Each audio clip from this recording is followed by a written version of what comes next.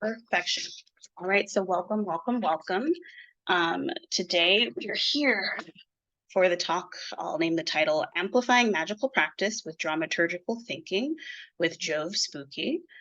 Jove is a witch, astrologer, artist, and folk psychopomp exploring relationship with spirit through butoh, underground dance music, tech, psychedelics, performance, and queerness.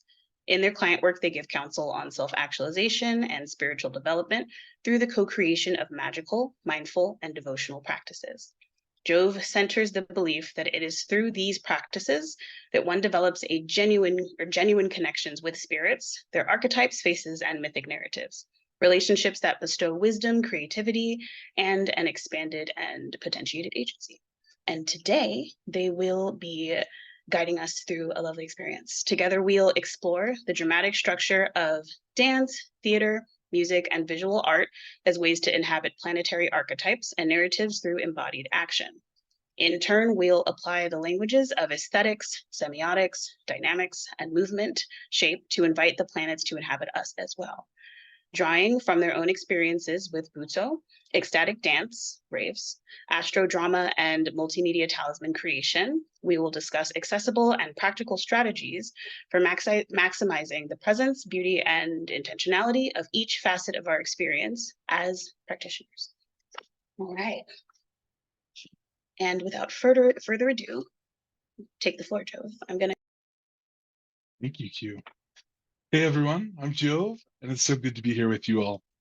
The opportunity to share some of what I've been working on with an audience of fellow practitioners so rooted in astrology is truly a special one. I feel a great deal of gratitude to JD, Q, and the team for so thoughtfully creating this space for us and all of you who are here in attendance.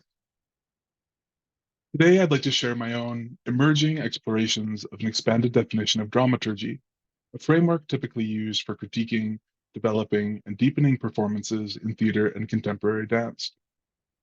I found this method of dramaturgical thinking, a sort of art direction of eros, to be incredibly potent for enriching my magical practice and deepening my relationship working with spiritual others.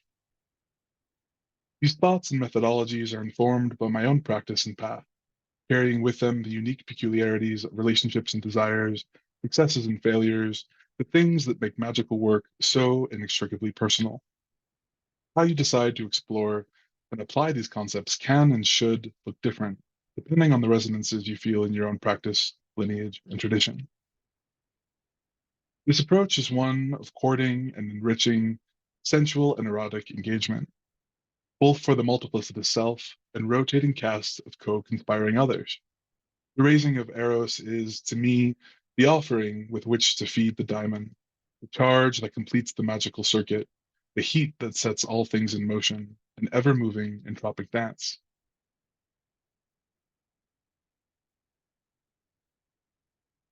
Dance and performance has only more recently become the umbrella framework through which I view and understand my practice. With many years spent orchestrating technology, infrastructure, and teams for my day job, and organizing nightlife and group ritual practice in my time off, the disparate fields always felt too dissonant to come together under the same corpus of work. It wasn't until I started studying and practicing butoh, an avant-garde dance form born out of post-war Japan, that I started to feel the pull of a common thread throughout my work, the choreographic. In my flavor of practice, the butoh dancer seeks to relate to all things on the level of equal, letting the spirit of the thing move and animate the body, rather than the intentional movement and directions of the mind. A type of animism where all things have and share their own dance, their own choreography. It is through the lens of choreographic research that I've begun to frame my practice, the compulsions of the body to seek knowledge and conversation with the other, to explore the vastness of experience through the sensual and the erotic, the curious drive of the embodied self that exists outside and between the structures of language. Curiosity has been the guiding light for my ritual work, strong desire to build relationships of understanding with the spirits of things, engaging with the world from an increasingly animistic perspective.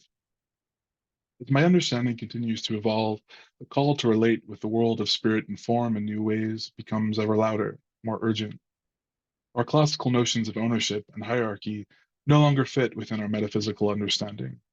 We know too much to ignore the violence that is wreaked when we take upon us the role of the master. To move in reverence of the other, no matter how other, is to respect the sophistication of the ecologies we exist and participate within. The dance we see unfolding before us is an eternal choreography, a movement of bodies celestial, ethereal, and earthen, that which we are only just joining, our chance to observe and then mime, and then, if we're particularly cunning of mind and quick on our feet, begin to improvise within. It is from this perspective that I approach my ritual work, an inherently research-based practice that seeks to co-create rather than enforce relationships with spirit. My ritual practice is rooted in electional astrology, understanding the chart cast as a sort of prism for the energies of entities, egregores, archetypes, and desires, each moment with its own propensities and potentialities for different kinds of workings. Sometimes this is a window I elect and plan for intentionally, and other times it is a charged moment that emerges unexpectedly, a case when I'll cast a chart in the aftermath to better understand and contextualize the experience in retrospect. I work extensively with planetary days and hours as windows of time when the energies of the planet or planets in question broadcasts most clearly. In these moments, if we are in right relationship and good favor with the planets we're working with, we may access forces that are ripe for directing into desires and action, as long as they share the flavor of the archetypes, relationships, and dignities on offer from the skies. It is within these windows, and under skies of particularly potent astro weather, that I most often stage a working, both in my solo practice and group ritual operations. For me, these rituals are a performance, sometimes in honor of, and other times in concert with, the astrological entities present in the moment. These performances take on varied forms and levels of complexity, depending on the rarity of the astrological configuration and the strength of the desire and intent I'm bringing to the altar. In daily practice, this is often the lighting of an incense resonant with the planetary archetype, meditation on its principles and how they are woven into my life, a reading of an ode or hymn, an expression of gratitude, a casual conversation with the planet's imagined personified form.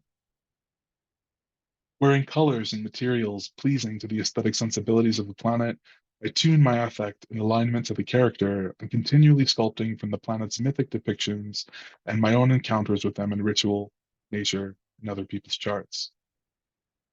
Tuning takes into account the current placement and conditions of the planet, anticipating a certain type of mood and imagining the types of social dramas that they may be engaged in as represented by their aspects and dispositorships with other planets and bodies.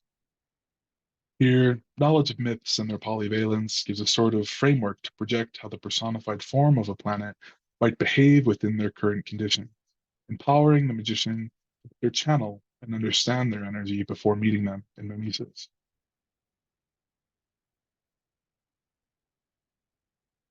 This participation in narrative mythic archetypes extends to my group practice as well, often with fellow participants spontaneously taking on the roles of the heavenly bodies that are currently at play. Whether it is within their own charts or in a more mundane sense, the mode of group practice I most often work within is in that of the nightlife, the party, exorcist through celebration. Here, dance is central to our embodiment and propitiation of the spiritual other. Working together over the course of a decade, our little coven has developed its own language of rites and symbols that depict the Calabasas narrative. We descend into the underworld with an intent to learn, meet, or retrieve something through the experience of ordeal, an altered state brought about through the taking of psychoactive sacraments and reveling together in wild fits of dancing. It is in the swirl of the dance floor that we meet with the spiritual other to find what it is we seek in ecstasy. As we've experimented with this building of erotic energy, we have found that the more we lean in to intentional mimesis and performance of mythic archetypes, the better we are able to use their features to direct energy toward what we desire. Often in our own natal charts, our characters have already been cast, their movements already scored. When we radically engage with the principle as above, so below, through ecstatic channeling and mimesis, we are able to access the legacies of knowledge and power held within these ancient stories. It is through this practical exploration in support of my fellow witch dancers that I have come to use the language and tooling of choreography to describe my magical practice. Here we were led by the frequent emergence of choros, the round dance, dancing in unison, something that seems to arise organically when we are fully, ecstatically, erotically engaged on the dance floor. This full engagement of the body, mind, and spirit is what I seek to replicate across all of my ritual working. Completed erotic circuit, primed for channeling and directing energy, a perfect and most beautiful vessel sculpted to hold the object of our heart's desire. In these moments of attunement, it feels like we have given a satisfyingly convincing performance to our astral audience, our characters believable, our costumes and decor evocative enough to warrant applause, grant a desire, and if we were particularly spectacular, we may even receive the blessing of a boon. It is here while the realms of performance and ritual, the methods of amplifying their effects and enhancing their reception seem to blend. Before jumping into practical application, we'll explore a little bit of the history and theory that led to the emergence of dramaturgy as we know it today.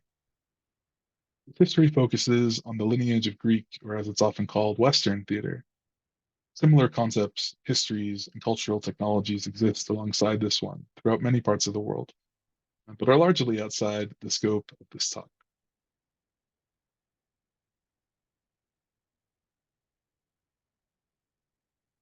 The similarity between the effects or applications of performance and ritual is discussed extensively by anthropologist and ethnologist Victor Turner, who situates both within his ritual processes category of social redress.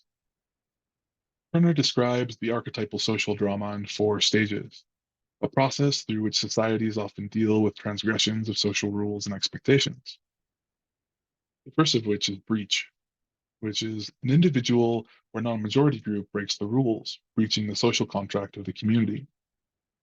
From there, it progresses to crisis, where conflict arises between these emerging factions and illuminating the differences between them and revealing what seems to be irreconcilable differences. It continues to escalate and begins to threaten the cohesion and viability of the community. From there, we move on to redress, which is the phase that we'll be focusing most on. This is where the governing mechanism or leaders of the community take action to reconcile these differences, and this is most often in a way that's highly ritualized. And then if that's successful, we move on to reintegration or schism. So depending on the outcome of that redressive process, those in breach of the social contract are either reintegrated into the community or end up splitting off into their own group. Turner relates performance and ritual by grouping them together as ritual processes, those which differ in utility and form from both political and legal judicial modes. Ritual processes serve to ameliorate the private, personal, and social maladies of the community rather than the more public and political ones. Both the treatment of the sick through curative ritual and the narrative depiction of rites of passage in the theater contribute to a community's externalized, then internalized social meta-commentary, creating a sort of collective unconscious where the real and imagined symbols can relate to their meanings in the potent poetry of abstraction, metaphor, and inversion.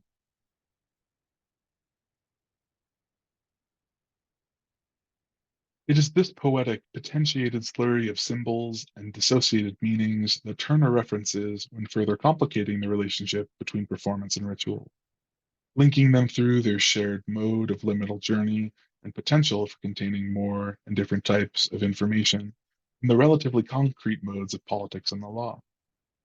He argues that the more legalistic forms of redress do not have the room for abstraction or are able to support the more nuanced aspects of the internal self and private social worlds. The use of the liminal within performance and ritual provides a permissible mechanism for crossing the thresholds and boundaries of social culture and taboo, a neutral sort of non-space where the dissonances of crisis can be flattened, safely handled, and collectively metabolized toward resolution. Here we see the ritual process broken up into 3 phases. The first being separation, which I see as the necessary othering of the practitioner or performer from both the mundane world and the baseline self. From there, There's a phase of marginality, the potentiated in between space where we perform the ritual, free to understand and reify ideas and energies outside the boundaries of logic, form, language. After that, we have reaggregation, the return to form, hopefully integrating whatever was shared in the liminal phase by performers, participants, and those spiritual others. This progression feels particularly potent to me as a framework for crafting both performance and ritual. In broad, generative strokes, describes the archetypal, ecstatic process at the core of many magical systems and narrative frameworks. Salve et coagula, the shamanic journey, the baptism, refiner's fire, the witch's ordeal, initiation, katabasis. In each of these examples, the fertile garden of liminality only offers its fruits to those who are willing to walk in the dark. We must journey far beyond the reaches of the solar rays of sense and reason to fully know and feel the depths of meaning offered in total liminality and mimesis. In this dissolved state, we must rely on our other felt senses, our desires, our mirrors found within the other, to catch fresh and truer glimpses of ourselves, no matter how monstrous they may be. Here we must also confront and embody the shadow, the other, the dark, malefic. Otherwise, we risk laying claim to characters and powers that are not our own, with only half a mask to wear, the grand illusion losing its luster for our celestial audience we so implore.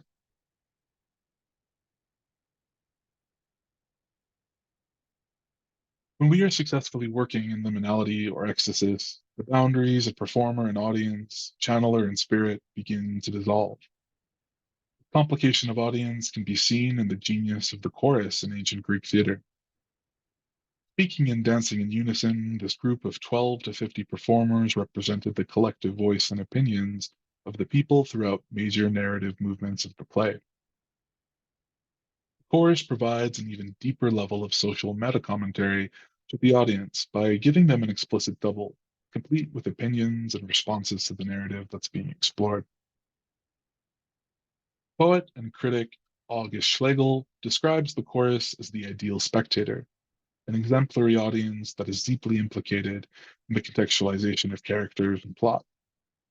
In acting out the assumed role of the audience, the chorus further muddies the distinction between performer and audience, the real and the imaginary. Through the chorus, the audience is inserted into the world of the play. Being played by actors, the audience's typical roles of commentator and of character are seemingly filled. The feelings that the audience are supposed to feel have already been expressed. The digestion of the narrative has already been done. This use of sympathetic magic not only casts the spectator within the story, but gives them characters through which they are intended to interpret and feel the meaning of the play. These sympathies between audience and performer are seen within the world of dance as well.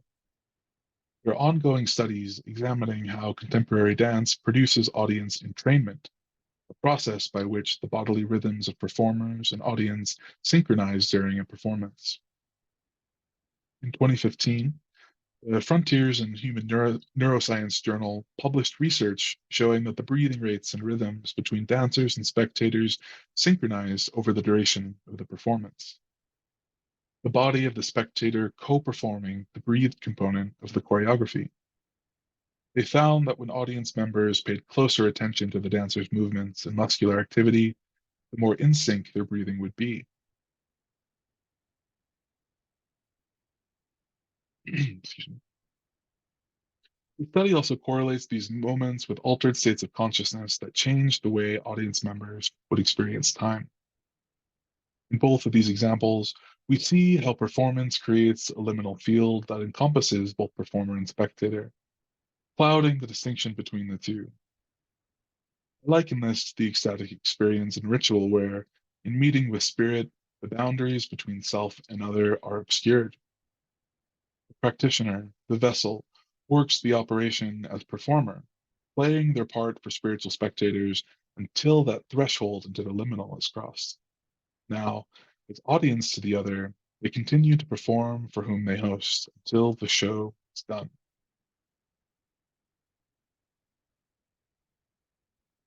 The interrelatedness of performance and ritual can be seen throughout history, with examples ranging from the shamanic rites of Paleolithic cave dwellers to the Christian televangelists of modern America. Whether it is for the purpose of moving an audience of flesh or spirit, when we perform actions with a focused intent and desire, they hold an undeniable power to initiate a reaction or change in the onlooker. One thing that differentiates a performance as powerful is the number and intensity of resonances it activates within the audience. When enough of the symbolic connection points find affinity between performer and observer during the liminal moment of a performance or ritual, a gestalt emerges, transmitting more information to the viewer than the symbols originally held. Human bodies, oft described as containing a spark of the divine, are able to encode and transmit a staggering amount of information to one another, even without the use of spoken language. The slightest movement of the face can convey a torrent of emotions. A simple adjustment of posture can cause the room to interpret you as an entirely different character. The ways that even a naked body moves and holds tension, reacting to the shape and form of all it touches, is enough to tell a full story in and of itself. Even alone, the body may perform mimesis and has the power to create almost every type of form. When we add to this storied body the forms of tools and clothes and ritual objects, an entirely new dimension of action is unlocked.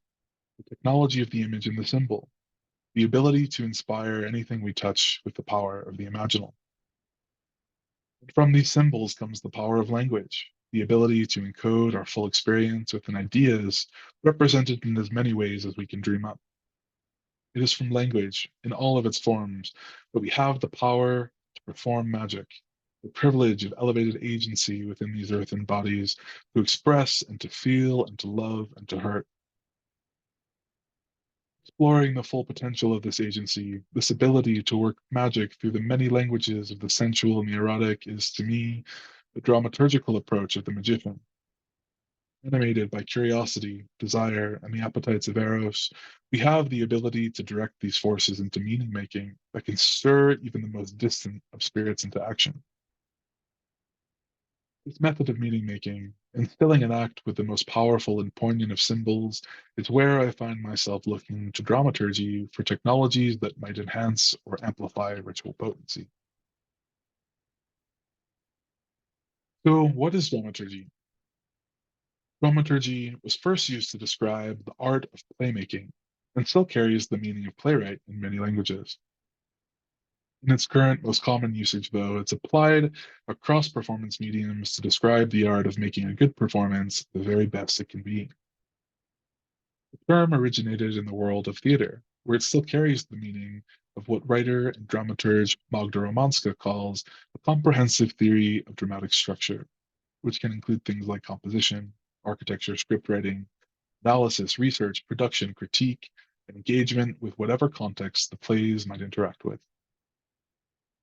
The term found its use in Gotthold Ephraim Lessing's 1769 collection of essays on the dramaturges of Hamburg, describing the role as a sort of in-house critic who helped the theater to improve and refine a play during its development process. Lessing himself took on this role, establishing the profession of dramaturg for posterity, albeit with his own intent to challenge public tastes with the highest of standards and aesthetic sensibilities. It wasn't until the theater practitioner Bertolt Brecht expanded the role of the dramaturg in the early 1900s that it came to include such a broad range of activities, such as conducting research to ensure historical accuracy, modulating the political tone to convey the intended message, and perfecting the aesthetic form of the play from rehearsal to production. Working most closely with the director, Brecht acted as liaison between the team and the audience, writing program notes and publishing theoretical articles on the production to give further context to both critics and the public. The field of dramaturgy continued to develop and grow throughout Europe, eventually gaining traction in the American theater scene. And in 1977, dramaturgy was introduced as an MFA program at the Yale School of Drama. Gaining wider visibility in theater magazines, it soon became a fully fledged discipline and profession.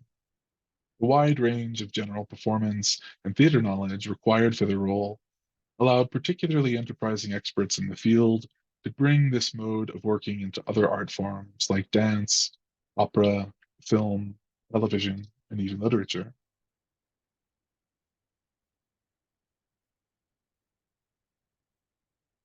As the field of dance metabolized dramaturgy, innovators like Pina Bausch reworked their creative processes, moving away from the strictures of traditional hierarchies of choreographer and dancer, ones that impose a more top-down style of communicating choreography.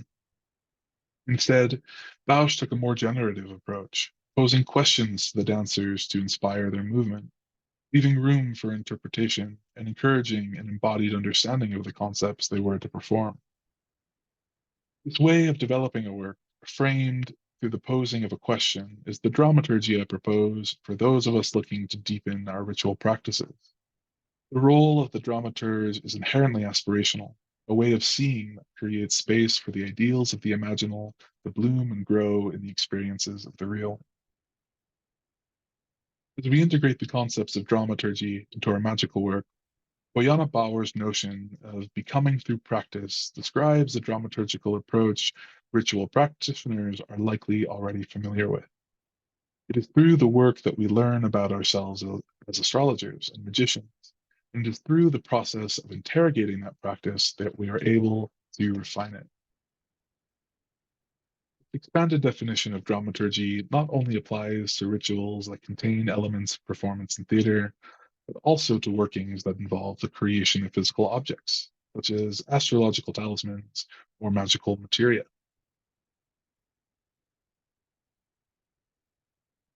To apply these principles to our own practice, we must enter the mode of dramaturgical thinking. In this question-driven approach, we can use the following principles as dimensions in which we can understand and develop ritual. The first of which I call here intent. So some questions we can ask are, what is the goal of the ritual? Is it to learn, to change something internally, externally? Is it to simply communicate or express gratitude? Or is it simply curiosity, a desire for knowledge and conversation with the planetary energy? And from there, audience, where what things are within the sphere of influence of your ritual? Earthen and celestial, magical and mundane, living things and objects. How might they interact with your intent? How might they interact with other members of audience? How are you, as practitioner, also an audience member? What about fellow practitioners? What does this mean in terms of ritual preparation? And from these 2 points, we can determine action, which is also content. Where the questions we might ask about this are, what actions are you and fellow practitioners taking to demonstrate your intent? How are they interacting with all levels of audience? What are the side effects of those actions? How might they be interpreted by different types of consciousness? How does an inaction or the thing you are not doing impact the ritual? And the things that sort of zhuzh these up or give them different characters and qualities is style. And for that, we might ask, what patterns do you see in the way that you are doing things, in the objects involved in your ritual, in the ways that you interact with audience? What symbolic languages are you accessing, creating, remixing, ignoring throughout your work? How do these patterns enhance, diminish, or otherwise interact with your intent? What embellishments can you add, or how can you edit down your actions and their accoutrements in a way that aligns with the erotic sensibilities of the parties involved? And all of this sits in a certain context where we might try to understand by asking, in what place, in what time are you working your ritual? Is this an event in a series or a one-off? What moment did you just come out of? What moment will you enter after the fact? What is the lineage or tradition you are working within? What is the current astro weather and how does it color your experience? What meanings do your intents, actions, and styles take on as they exist in these contexts? What can you do to decontextualize aspects of your ritual? And I think all of this ends up being really felt through the lens of embodiment.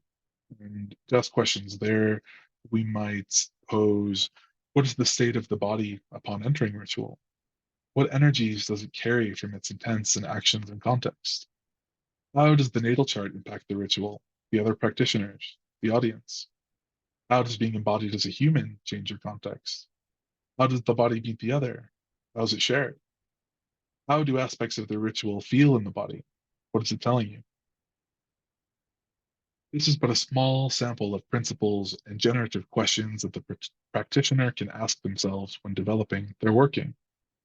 With all of the many paths that diverge in this mode of thinking, the iterative, practice based nature of dramaturgy becomes apparent. It is through trial and error, and most importantly, cultivation of an embodied sensitivity to the energies and entities we work with, that we can rework and refine our practice. Though many of us tend to work and prefer a solitary practice, I speak from experience when I tell you that there's no faster way to learn and improve than being in dialogue and in ritual with fellow practitioners. It is through group workings and distribution of the responsibility of the dramaturg to all members of the cast and audience, the deepest of resonances and most reality changing outcomes will emerge. Just as the wandering stars themselves, we are in relation to all those around us through seen and unseen symbols and their meanings, regardless of whether or not we choose to engage them with our intention. Those relationships are paths over which energy flows, and developing an awareness of these connections and their charge will empower you to more readily mediate them.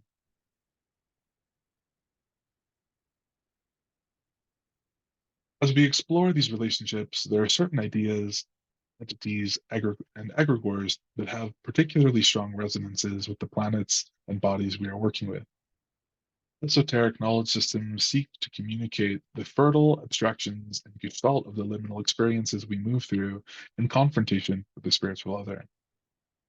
As such, they often have highly developed symbolic languages, mythos, and practices that access and transmit embodied and chthonic knowledge. In my astromagical work, these bodies of knowledge form a sort of biography for the planet I'm working with, giving me a baseline from which to build a relationship and framework to contextualize the outputs of an ongoing practice. While there are surely others, the one I turn to most frequently are as follows. The first is being correspondences and tables of correspondences. And though there are many different versions of these systems, they are an incredibly useful tool for characterizing planets and their relationships across symbolic languages and practice modes. These range from the astrological criteria we use to understand essential dignity to links with other occult systems and knowledge traditions such as tarot, geomancy, and herbalism. These correspondences not only characterize ritual audience, but also serve as a wealth of inspiration for enriching and attuning your work to the erotic sensibilities of the planet in question. I most often use these when thinking about leveraging and creating context and appealing to senses of style. Next, I'll typically take a look at mythic narrative, archetypes, and the characterizations of planets within them. And maybe the most potent on the list, the myths and stories of the planets we work with are endlessly rich in their potential for mimetic work. Woven throughout our culture and collective unconscious, our myths represent human knowledge that spans from the earliest creation of the symbol to the newest emergent forms of meaning making. Containing both the magic of remembering and forgetting, they depict archetypal relationships in both the celestial and mundane that can be reified as magical tools for moving and directing energy. Through mimesis, we can wear the mask of a planet and tap into its archetypal relationships and affinities, as well as its shadows and poisons. Understanding the corpus of mythos that involves the planet in question provides material for context, audience, action, style, and embodiment.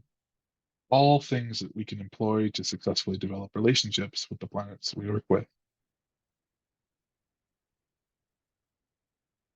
Our lived experience of planetary archetypes is often most resonant for us and contextualizes the understanding gained from mythos in our present time and place. As astrologers, we see these mythic narratives played out and embodied by those we read for. I find that my experience, the client charts, best characterizes the personal planets, depicting how their attributes and affinities can be embodied and expressed in the world. This is incredibly useful when exploring the actions that you might take in your ritual. especially when working with energies that might not be present or expressed in your own chart. For the outer planets in particular, the mundane expressions of planetary archetypes offer near endless material for understanding context and style within a work. When we look at generational trends and longer planetary cycles, broader context of extended temporality emerges, situating our work with an awareness of the audience that watches patiently from afar. Finally, we have embodied knowledge, where as we develop our praxis, it is not only the solar and intellectual understanding that accumulates, but also the more lunar and embodied understanding of what relationships with planetary bodies feel like. This intuition, or felt sense, comes from embodiment, accesses the chthonic knowledge and context of the planets and the cycles they exist in. I feel that many of us within astrology and magic are so steeped in the logos of our work that we may forget that everything we do is mediated by and expressed through the body. When attuning your ritual with dramaturgical thinking, the body is the best instrument you have to receive feedback from your spiritual audience. Again, these are just examples of ways that you can tune your ritual practice, and the role of the dramaturg is to develop new modes of working and bodies of references through practice-based research. This, fundamentally, is a practice of courting and seducing eros, inventing new ways to weave him into our actions and our forms. Each question we ask should seek to appeal to the senses of the body and sensibilities of the mind and spirit. But this is how we know, and this is how we relate to the other.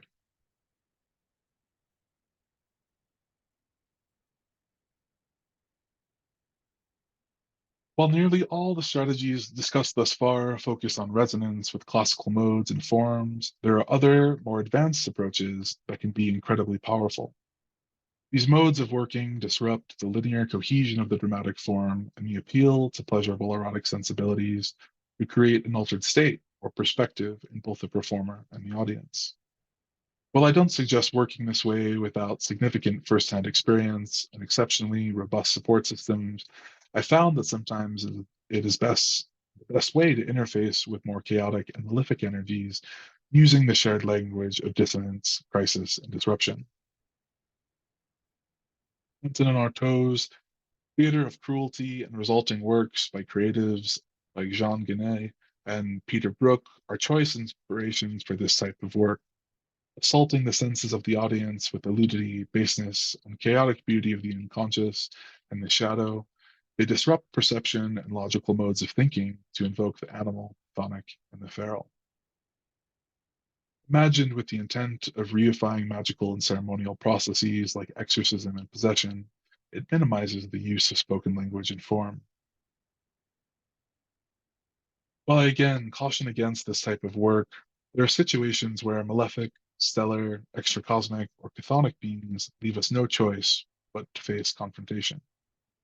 It is in these instances where I've been able to use the languages of pain, fear, and discomfort to understand and sometimes even remediate those relationships.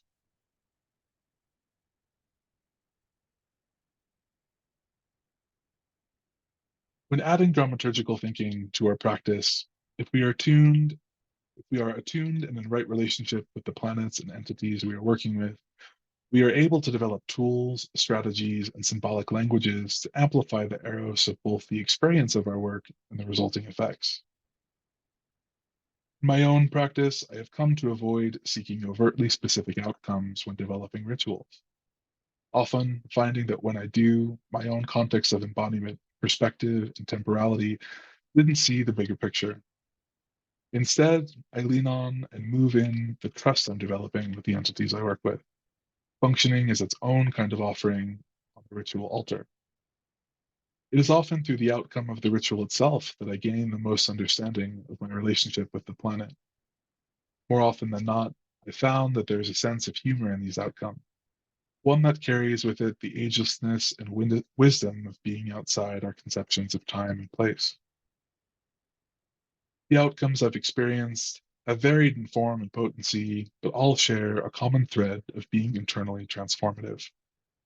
In meeting with the spiritual other in ecstasis and ritual, we see the potential selves that float in the liminal field reflected back to us.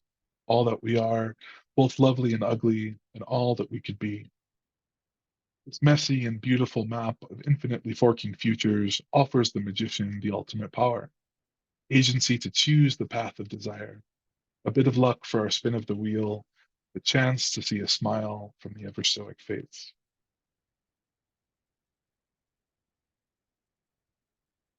So this concludes the more formal lecture section of the presentation. I hope is that it provided a bit of a framework through which we can all begin to explore and interrogate our own ritual work and practices. And so this next section is a lot more casual and explores some of the streamlined examples from my own astromagical practice in which I've applied dramaturgical thinking.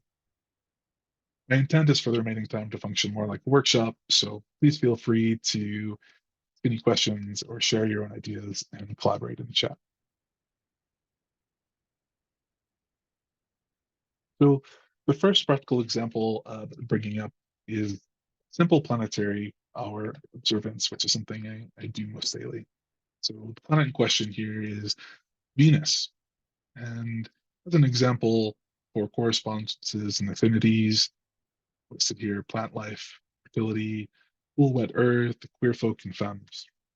And so these correspondences will often set the content of the ritual or the objects that I bring in to build resonance or markers that I might use to keep myself from getting distracted. Mythic narratives and archetypes that I use for Venus and Venus work, Catabasis, referencing the myth of Inanna, someone who's a bringer of life and enjoyment, as well as a patron of the arts and artists. And I'll bring these in within my work, either by using the sort of nightlife and dance rituals that I talked about at the beginning of the presentation. Those are less so for planetary hour observance, but often if there's a time where dancing or exploring new music or trying to be expressive in my body, I'll try to time that with the nightly Venus hour. Also, as patron of the arts and artists, I will often try to create work or ask for things in my intention setting around creativity or beauty to sort of bring in the people and ideas that she's most resonant with. From my experience with of her planetary archetypes and other people, the things that first come to mind are gorgeous long hair, sort of clever and playful attitude, and the lyrics from the Bjork song Venus as a Boy, he believes in the beauty. And for this, I think about the sort of things that I can bring into my body, the ways that I can act, the things, the people I love that I can pull into uh, my own behaviors and thoughts. And the experience of planetary archetypes in the mundane that I often see with women are when she's in poor condition, sorry, with Venus is when she's in poor condition, this often can harm prominent women or bring them sort of bad fortune. Her retrogrades often bring sort of juicy breakup content and things like that to my feed, or unfortunately to my own life. And when she's in domicile, I sort of see my house plants go off, get real excited. And so with these more mundane experiences, I really try to think about the ways Venus is showing up for me in the world, the ways that I can, also pull her in. But in observance, I might sort of reflect on a retrograde and how it's affecting my relationships as someone coming back into my life. Finally, for embodied knowledge, which is what I see as sort of the things that come up in the body without language, the things where you just have a sense of knowing, where you'll feel it first before you think it. And with this, singing during her planetary hour really hits something, really resonates. And sometimes I feel like it'll happen almost spontaneously when I'm in ritual work with Venus. And the sort of feeling of Venus that was hard to put to words, but she often feels like a hug from rose petals is what I have here, where sometimes if I'm working and I know I've sort of hit the right tone or hit the right note, I can feel that ever so softly. And then also sometimes when I feel like Venus is saying something to me, the message is just to slow down, pamper myself, take a bath, and that's something I just feel an innate sense of. And so sometimes on Venus Day, um, I might not even be thinking about it, but like, oh, I should take a bath or something, and that ends up being my ritual for the day. And so all of these different symbols and ways of thinking about how Venus shows up, we can use to build our ritual with these sort of markers or signposts or structures or dimensions, as I called them earlier in the presentation. And so for intention setting, which is the sort of direction and potency of the ritual, um, I'll often express gratitude for green things, which she rules, or ask for creative inspiration, either directly or indirectly, and try to nurture and explore the feminine qualities within myself. And uh, it sort of creates the what feels to me as a space that we can sort of fill up the rest of the ritual with. And from that space, we need to fill it with audience. And so sometimes is the intentional pulling of different objects and energies and spirits in. And sometimes this is just what you kind of find around you when you're in a particularly Venusian moment.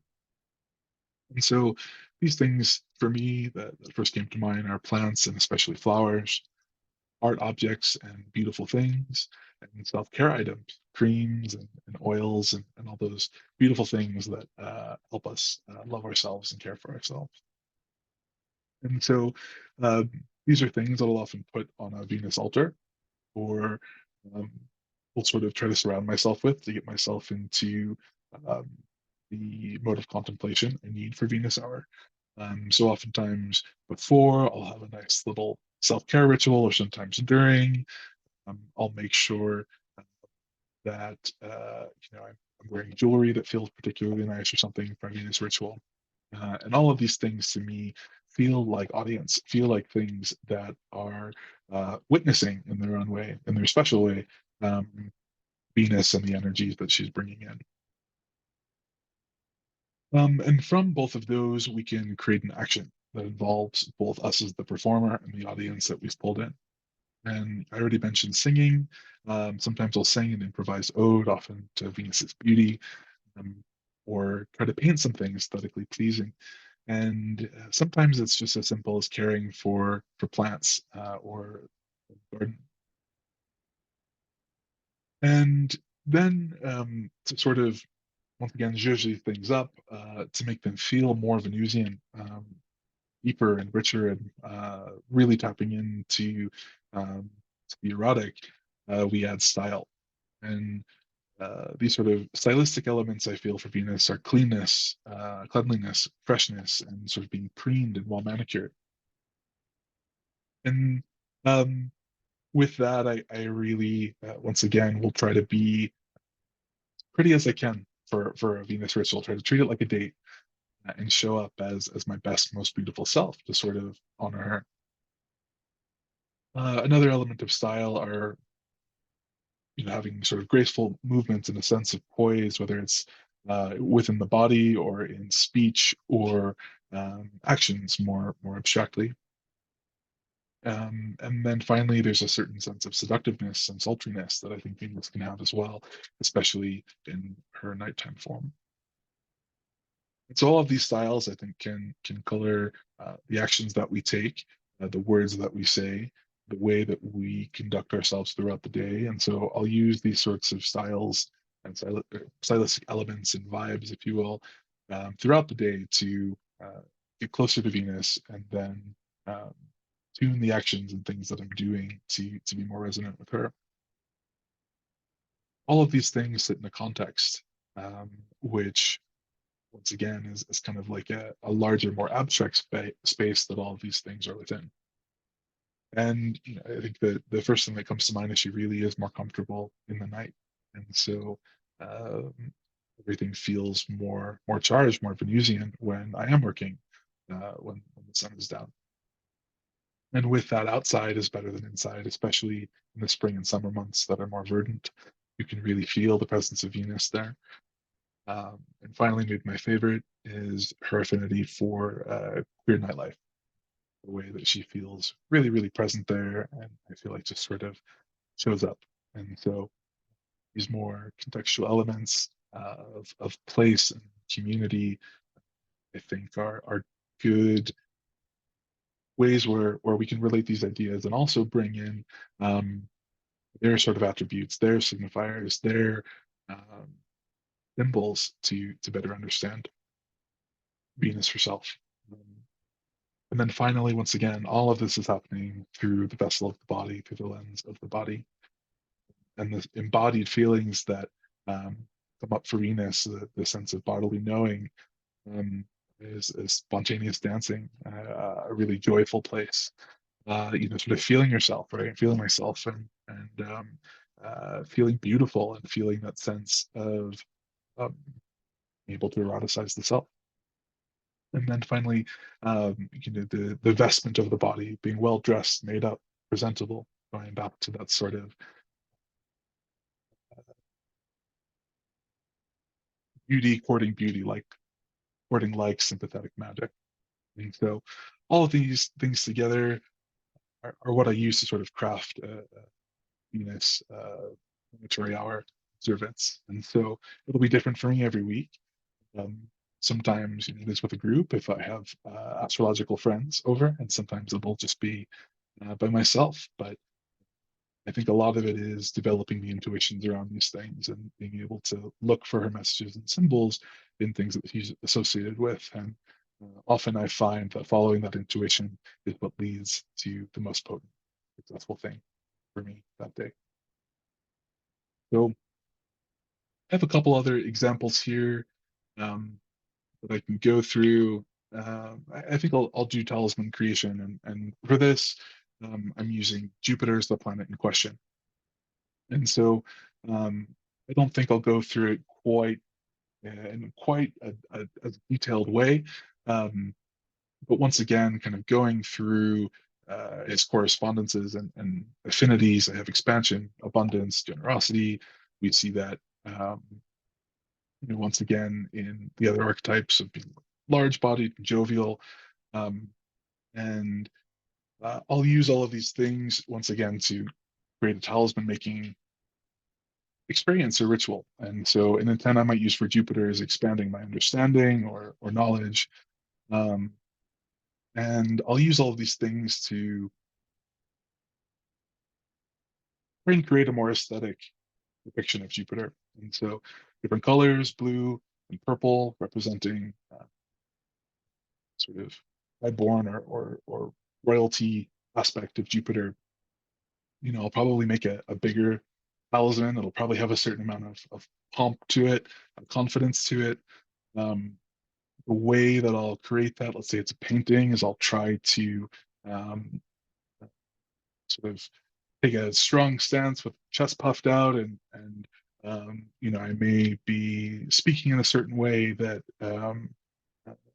as I'm reading maybe an Orphic hymn or something while doing this to really sort of channel and get my entire body attuned and flowing with this Jupiterian energy.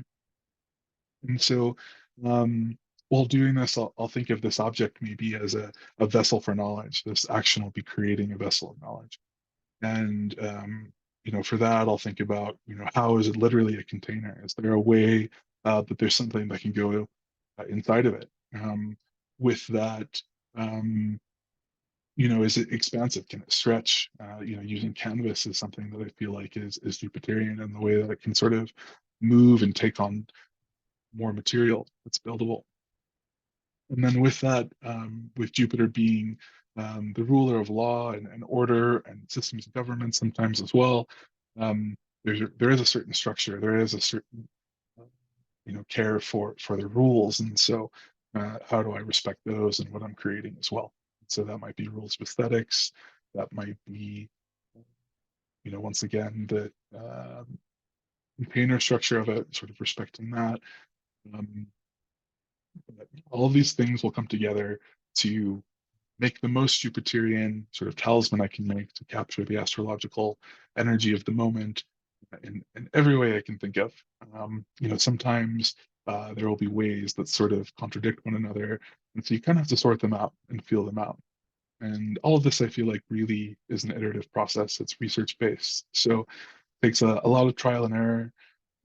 There are some incredible elections that I feel like I've not done such a great job of, especially earlier on.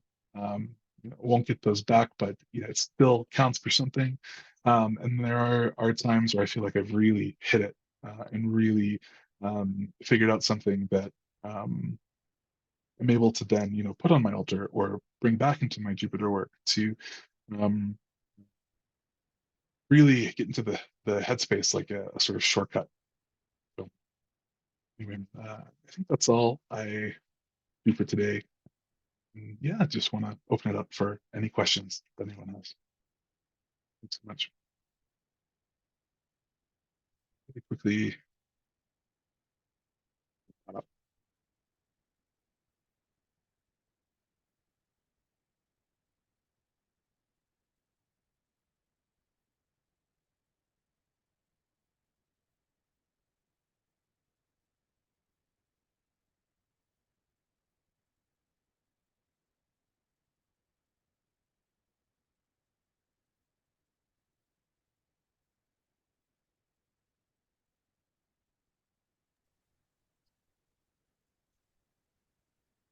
Sweet.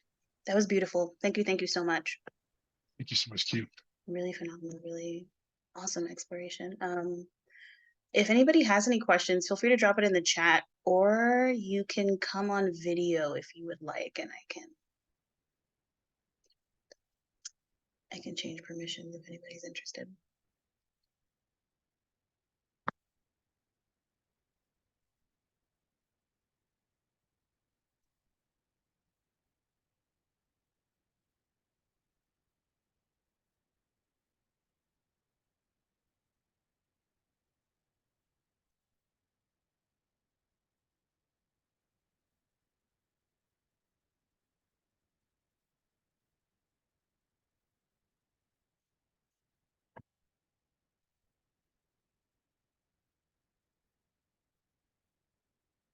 I know that I have a question. I really loved hearing you describe the way that you sort of try to embody Venus in particular when you're working with her and beautify yourself. And I'm curious how you would go about working with like a planet like Mars that feels almost too hot and dangerous to embody. How you do that in a way that feels good, I guess. Great question. As a Mars in Cancer, it never feels good, I will say. Um, but that's something that I've tried to work with quite a bit. And so, um, I think for me, I have a lot of Scorpio energy, and so Scorpio is very much a window for me to access Mars. And so, excuse me, I think the sexuality of Mars is maybe the easiest facet with which I can uh, enter and sort of feel embodied. I think some of the more uh, the other forms of aggression within Mars that are more, slashing and cutting and fighting are harder for me. And so with Mars, I try to feel within myself that sort of um, masculinity in as healthy of a way as I can, and it's really really scary sometimes. I will say, um, I think martial arts in particular are incredibly helpful. Um, for me, that's going to look a lot more like Tai Chi or something that is more subdued. Than some people might be a lot more into knives or swords. I've got a friend or two that I think really feel their martial vibes using those. And I think another thing for me with Mars is setting healthy boundaries and really knowing how to do that. That separating energy is so useful for maintaining self-sovereignty and maintaining the boundaries that we all need to, maintain our health and well-being. And so, For me, that looks like sometimes um, cutting things out of my life that don't work, that are taking from me, that are not respecting that sort of essential selfishness that I need to have, but sometimes can be difficult with the fallen Mars. Mm, thank you for that. Thank you, thank you. I also have Mars and Cancer, so that's part of why it was my question. You know, Mars work is so hard, but so worthwhile. Feel lucky to have astrology. And I've made it so that anybody can unmute themselves. So if you have a question that you would like to verbalize or just say thank you, feel free to unmute yourself. Sure, I'll say thank you for for this talk. I have a personal special relationship to a lot of the performance revolutionary figures mentioned in this kind of brilliant exploration of how to um, think deeply about the occult qualities of art, right? It's interesting how we study the texts, and we get really involved into this science, right? Or like occult art, but struggle to create this kind of hybrid worldview that allows the same denominations found, say, in Bigotrix to apply to, I mean, certainly Artaud, above many others, and Pina Bausch, of course, and all the likes. So yeah, thank you for voicing that. I think it's really important, and definitely a dialogue worth keeping on. I hope to get you at the social hangouts the next few days and chat about it. Thank you so much. I really appreciate that.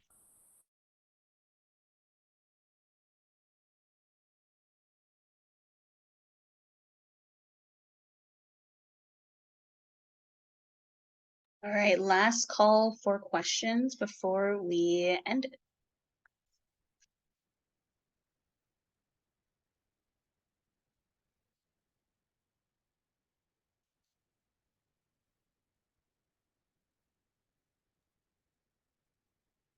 Thanks, Matt.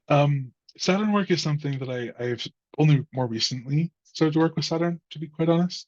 I think the uh, commitment aspect of it has maybe scared me off a little bit, just knowing how serious Saturn will take that and react to that if I do goof up. So there's a certain amount of, I think, stability in my own life I want to have before uh, making sure I have the devotion required to really make those long-term commitments. But in the ways that I have cultivated a relationship with Saturn or work with Saturn, it is often around those devotional practices. So starting small, what is a way that I can um, show Saturn my respect with, or through going without. I think that's a big aspect of it. So sometimes on a Saturday, I will fast, or sort of go without little aspects of comfort here and there to um, to really get myself in that mindset,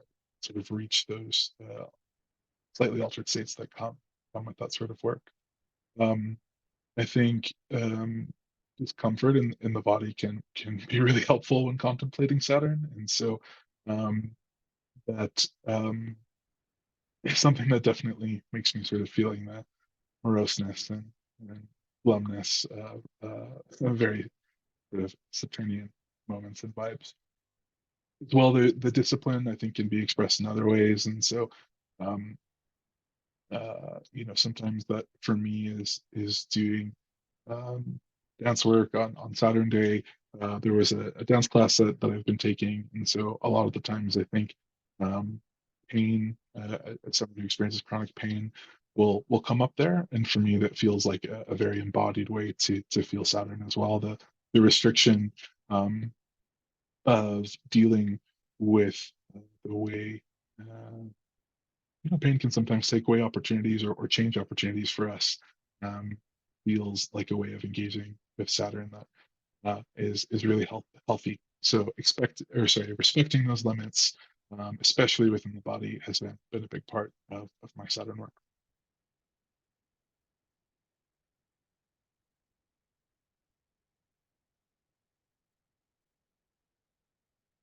All right, sweet. Well, thank you everybody so much for being here. There's the riverboat late night cruise happening at 10:30 Eastern time, so feel free to join that if you would like. But yeah, we'll see you around this weekend. Thank you so much, everyone, and thank you, Q. Of course, thank you. All right, I'm gonna end it now.